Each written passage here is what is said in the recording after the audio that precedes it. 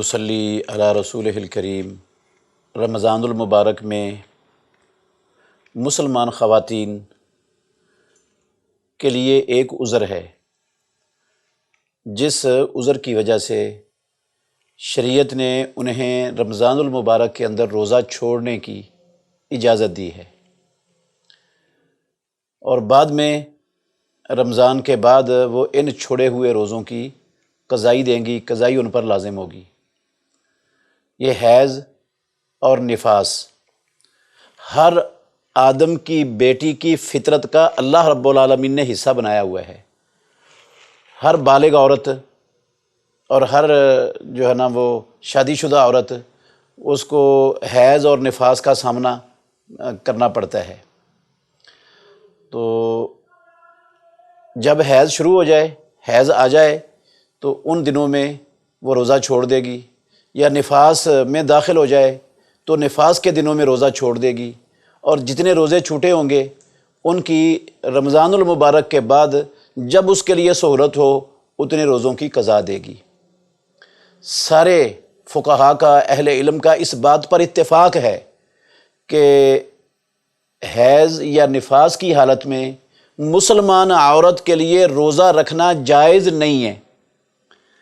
ہماری ماں عائشہ ام المومنین رضی اللہ عنہا بیان فرماتی ہیں کہ کنا نو مارو بے قضاء الصوم ولا نو مارو بے قضاء الصلاۃ، بخاری اور مسلم کی حدیث ہے کہ ہمیں حکم دیا جاتا تھا حیض اور نفاس کی حالت میں روزے کی قضائی دیں اور نماز کی قضائی نہ دیں۔ نماز اللہ رب العالمین نے ان دنوں کی مسلمان عورت کو معاف کر دی ہوئی ہے، وہ پڑھے گی بھی نہیں اور قضائی بھی نہیں دے گی۔ البتہ روزے کی چھوٹ ہے، وہ ان دنوں میں رکھنا اس کے لیے جائز نہیں ہے، چھوڑ دے گی، اور بعد میں اتنے روزوں کی قضائی اس پر لازم ہے۔ یہ کہتی ہیں ہماری ماں، نو مرو بے قضاء الصوم، ہم روزے کی قضائی کا حکم دیے جاتے تھے، اور یہ حکم رسول اللہ صلی اللہ علیہ وسلم کا تھا، ان کی طرف سے حکم دیا جاتا تھا، کسی اور طرف سے نہیں تھا۔ جس طرح ابو سعید خدری رضی اللہ عنہ کی روایت میں حدیث ہے کہ رسول اللہ صلی اللہ علیہ وسلم نے فرمایا، الیس احداکن اذا حاضت لم تصلی ولم تصم فذلک من نقصان دینہا، کیا تم میں سے ایک عورت جب اس کو حیض آ جاتا ہے تو نہ وہ روزہ رکھتی ہے نہ وہ نماز پڑھتی ہے، یہ اس کے دین کا نقصان ہے؟ تو کیا ایسا نہیں ہے؟ یہ بھی صحیح بخاری اور مسلم کی حدیث ہے۔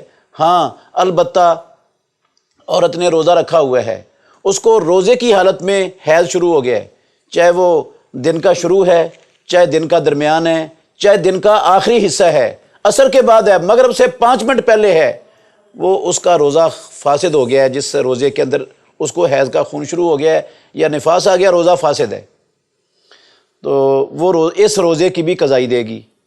اور اگر رات کو کسی ٹائم عورت پاک ہو گئی ہے، خون اس کا بند ہو گیا، ابھی اس نے غسل نہیں کیا، اور روزہ وہ رکھ سکتی ہے، فجر کے طلوع ہونے کے بعد وہ غسل کر لے۔ یہ اسلام نے مسلمان عورت کو رمضان المبارک کے روزوں کے حوالے سے سہولت دی ہے۔